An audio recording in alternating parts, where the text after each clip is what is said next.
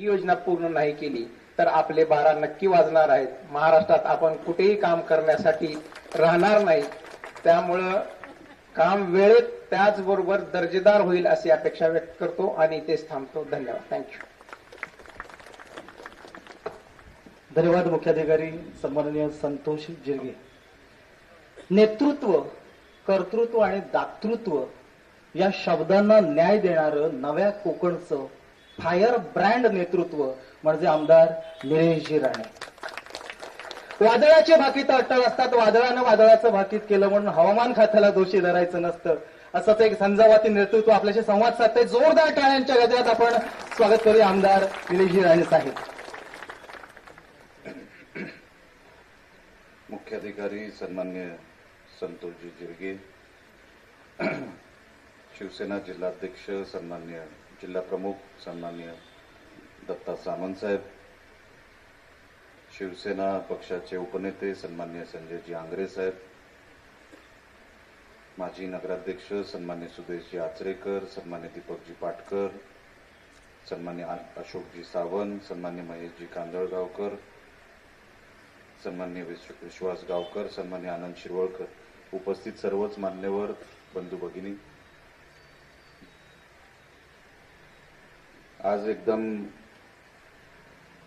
एका चांगल्या कामासाठी आपण आज इकडे सगळे जमलेलो आहोत. ज्याची सुरुवात सन्मान्य मुख्याधिकाऱ्यांनी त्यांच्या भाषणातून केली की अनेक अडथळे ह्या योजनेसाठी, या कामासाठी आले होते, पण ते सगळे क्रॉस करून, सगळे पार पाडून आज या योजनेचं भूमिपूजन झालेलं आहे, संपन्न झालेलं आहे.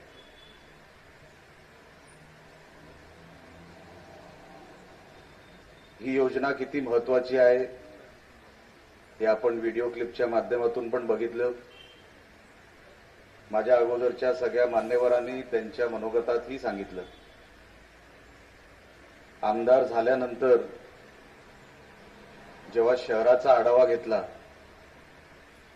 त्या शहराच्या आढाव्यामध्ये असं आढळलं की अनेक वर्षांपासून लहान लहान कामं अडकली होती. हे काम तसं मोठं आहे, 43 कोटी तरतूद मोठी आहे, पण लहान लहान कामं असतात. लहान लहान कामं चर्चेच्या माध्यमातून आपण सोडवू शकतो. ती सोडवली गेली पाहिजे होती, पण ती झाली नाही. जे एक पाठबळ हवं असतं प्रशासनाला की तुम्ही काम करा, तुम्ही कामाला सुरुवात करा, हे काम कुठेही अडकणार नाही, हे आमदार या नात्याने मी तुम्हाला शब्द देतो असं सांगून अनेक कामं आपण मार्गी लावतोय. काम करायचं तर आपण 21व्या शतकात राहतो हे डोक्यात ठेवून आपण काम केलं पाहिजे. नुसतं कोणतरी तरतूद करून ठेवलेली आहे. 1999 मध्ये राणे साहेबांनी योजना आणली, त्याच्यानंतर मेंटेनन्स आपल्याला किती गोष्टीचं करायला हवं होतं. डायव्हर्सिफिकेशनसाठी आपल्याला काही डोक्यामध्ये काही गोष्टी करायला हव्या होत्या, त्या मागच्या 10 वर्षामध्ये झाल्या नसल्यामुळे आपल्याला हा जो काय वाढीव खर्च जो आपल्याला या योजनेतून करावा लागला, हा अनेक वर्षांपासून मेंटेनन्स झालं नसल्यामुळे करावा लागला. कदाचित आपण त्या क्लिपमध्ये आपल्याला ती जाणीव झाली असेल की नाही मला माहित नाही, पण जर आपण क्लिप बारकाईने बघितली असेल, अनेक लोक बघत नव्हती, माझं लक्ष होतं तुमच्यावर. आपल्या शहरासाठी लक्ष दिलं पाहिजे, बघायला पाहिजे. आपण ज्या शहरामध्ये राहतोय ते खरोखरच काम योग्य आहे, होतंय की नाही, दर्जेदार होतंय की नाही. मी कुठे चुकत असेल तर मलाही धरा,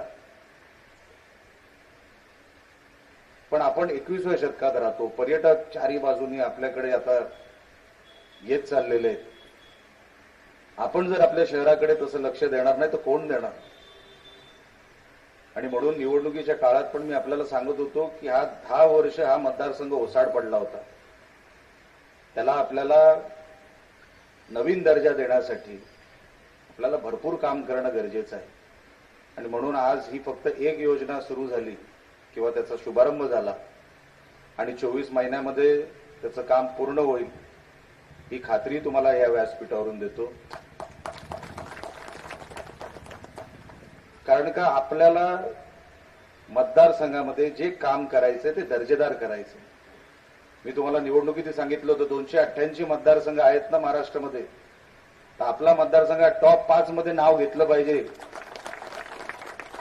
असं काम माझ्याकडून घडेल त्यासाठी मी प्रयत्न करतोय. आणि म्हणून सभागृहात जेव्हा पहिल्यांदा उठलो तेव्हाही सांगितलं होतं की जेव्हा तुमचा आमदार उठेल ना तेव्हा अख्खं विधिमंडळ त्याच्याकडे बघेल, त्याला ऐकेल आणि तसंच मनोगत तसंच भाषण, पहिलं भाषण ते तिकडे झालं. कधी कुडाळ मालवणचे विषय त्या सभागृहामध्ये त्या पोटतिडकीने कोणी मांडले नव्हते. मी काय वेगळं केलंय का? नाही, मांडायला पाहिजे होते. ते मीच करू शकतो का? नाही, पण ते का झाले नाहीत? या अनेक गोष्टी आपल्याला येणाऱ्या 5 वर्षामध्ये करायच्या आहेत. आता ह्या योजनेवरही मी ऐकलं की काही लोकांनी टीकाही केली की म्हणे पूर्वीच्या माझ्या अगोदरच्या आमदारांनी ही योजना आणली. खोटं आहे. मी तुम्हाला फक्त एक सोपं गणित सांगतो. कालांतराने जर तुम्ही व्हिडिओ क्लिप बघितलं असेल तर मला हे बोलायची गरजच पडली नसती. 99 मध्ये जी योजना आली आणि त्याच्यानंतर जे मेंटेनन्स व्हायला पाहिजे होतं, त्याच्यानंतर जे डायव्हर्सिफिकेशन व्हायला पाहिजे होतं ते झालं नसल्यामुळे आपल्याला हे काम करावं लागतं. बरोबर आहे जिरगेजी? बरोबर. आता मला सांगा, हे जे 43 कोटीचा जो निधी आहे हा अनेक बजेटमध्ये याचा उल्लेख झाला असेल. आता तुम्हाला उल्लेख झाला म्हणजे काय झाला ते पण तुम्हाला सांगतो. काही पत्रकार आहेत त्यांनाही कळलं पाहिजे. महाराष्ट्राच्या अनेक बजेटमध्ये मुंबईमध्ये मराठी भवन होणार याची तरतूद होते, उल्लेख होतो. हे मी सांगत नाहीये, ज्यांना बजेट कळतो पत्रकारांनी ते तपासून घ्यावं.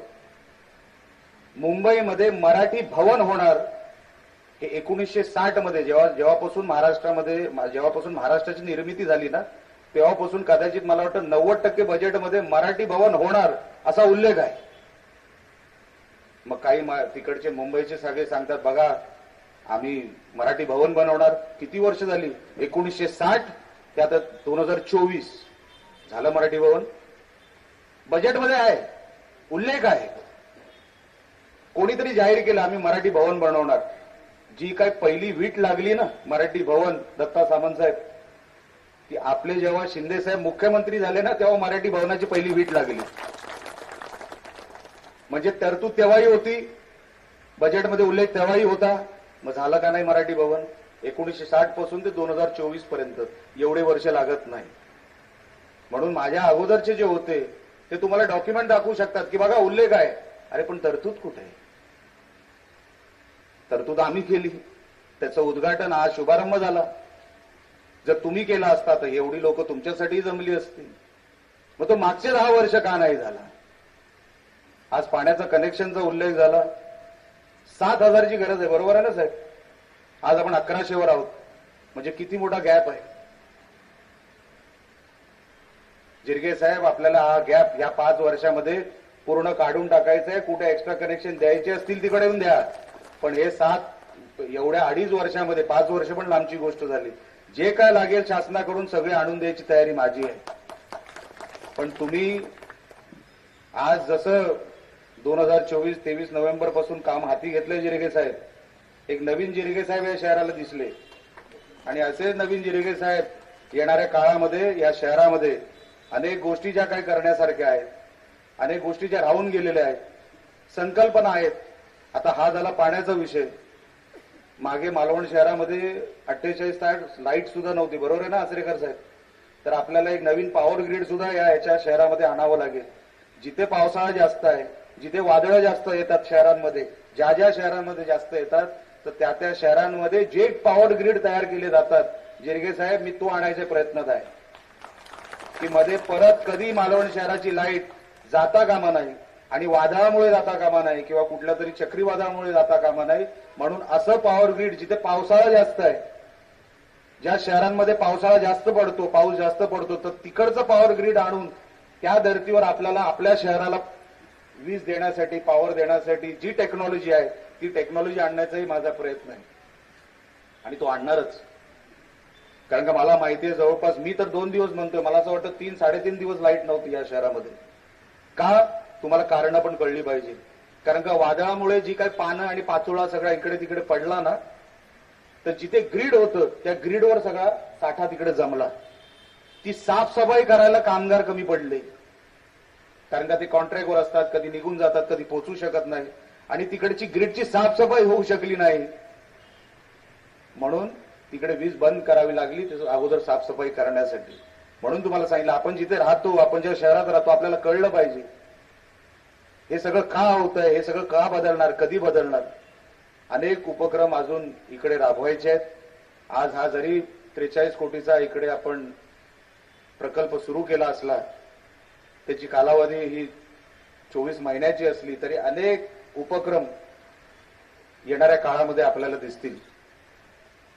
रॉक गार्डनही आपण घेणार आहोत लवकरात लवकर. त्याचंही आपण त्याला जे काय लागेल, त्याचा जो काय खर्च असेल, पर्यटक मोठ्या प्रमाणात तिथे जातात, मोठ्या प्रमाणात तिथे गेल्यानंतर त्यांना जे बघायचं ते दाखवलं पाहिजे. या शहरामध्ये आल्यानंतर लोक जिथे जिथे वळत आहेत, कशा कशासाठी वळत आहेत आपल्याला सगळ्यांना माहिती आहे, पण त्यांना काहीतरी वास्तू तयार करून दिली पाहिजे. मला असं वाटतं आपण मिटिंग घेतली आणि जिरगे साहेब आपण 48 तासामध्ये ते कारंज्या आपण सुरू केल्या, त्या गोष्टीचंही तुमचं मी कौतुक करतो, त्या गोष्टीचंही तुमचं मी अभिनंदन करतो. अशा अनेक लहान लहान उपक्रम, काय हायमास्ती आपण सुरू केले. मला असं वाटतं आमचे महेशजी कांदळगावकर साहेब कुठे होते, त्यांनी त्याची डिमांड केली होती आणि ते आपल्या बोर्डिंग ग्राउंडच्या बाजूला ते काहीतरी सुरू झालं, हायमास सुरू झाले. असे अनेक उपक्रम जर निलेश राणे 15 दिवसात करू शकतो, तर मागच्या 10 वर्षात का होऊ शकले नाही, हा तुमच्या समोर प्रश्न पडला असेल. पण मी तुम्हाला खात्री देतो, शब्द देतो, येणाऱ्या 5 वर्षामध्ये असं काम करून दाखवेल की मागची 10 वर्ष आपल्याला ध्यानात सुद्धा येणार नाही, आपल्याला स्मरणात सुद्धा राहणार नाही, अशी 5 वर्ष पुढची मी उभी करेन, अशी आपल्याला खात्री देतो. आपण सगळे इकडे जमलात त्याबद्दल मी आपल्या सगळ्यांचे आभार व्यक्त करतो. जे काही इकडचे ठेकेदार आहेत त्यांनाही सांगतो, दर्जेदार काम करा आणि लवकरात लवकर 23 महिन्यात जरी तुम्ही संपवलं काम, तर तुमचं अभिनंदनच करू, तुमचं कौतुकच करू. असं काम करा की पुढची 100-150 वर्ष तुमच्या कामाचं कौतुक होईल, असं काहीतरी काम आपल्या हातातून घडू दे. एवढी आपल्यालाही ह्या निमित्ताने मी शुभेच्छा देतो. आपल्याला इथून पुढे जे काही काम करायचंय ते आपण कराल याची खात्री आहे. सगळे इथे व्यासपीठावर बसलेले सगळे आमचे नगरपालिकेचे आणि सगळेच अधिकारी वर्ग, जमलेले सगळे पत्रकार, या सगळ्यांचे आभार व्यक्त करून इथेच थांबतो. आणि आज पत्रकार दिन आहे, सगळ्या पत्रकारांना मी मनापासून पत्रकार दिनाच्या शुभेच्छा देतो. मी जे जे म्हणतो तसं बरोबर आलं पाहिजे, एवढंच फक्त माझ्यावर प्रेम ठेवा, एवढं सांगून मी माझं जागा घेतो. जय हिंद, जय महाराष्ट्र. धन्यवाद आमदारजी. आपण सगळ्या मालवणवासियांशी संवाद साधलेला आहे. एक उमदं नेतृत्व, कर्तृत्ववान नेतृत्व या कुडाळ मालवणला मिळालेलं आहे. आपण संवाद साधल्याबद्दल आम्ही आपले मनापासून आभार व्यक्त करत आहोत. पुन्हा एकदा सगळ्यांना पत्रकार दिनाच्या सुद्धा 4था जो स्तंभ आहे आपला लोकशाहीचा पत्रकार, त्या पत्रकार मित्रांना सुद्धा आम्ही मनापासून शुभेच्छा देत आहोत. आणि आपण सर्व या ठिकाणी उपस्थित राहिलात त्याबद्दल आयोजकांच्या वतीनं या ठिकाणी आम्ही आपले मनापासून आभार व्यक्त करत आहोत. यानंतर आपण सगळ्यांनी अल्पोपहार घ्यायचा आहे. अल्पोपहाराची व्यवस्था इथे करण्यात आलेली आहे सर्वांसाठी, त्याचा सुद्धा सगळ्यांनी आनंद घ्या. धन्यवाद. जय हिंद, जय महाराष्ट्र.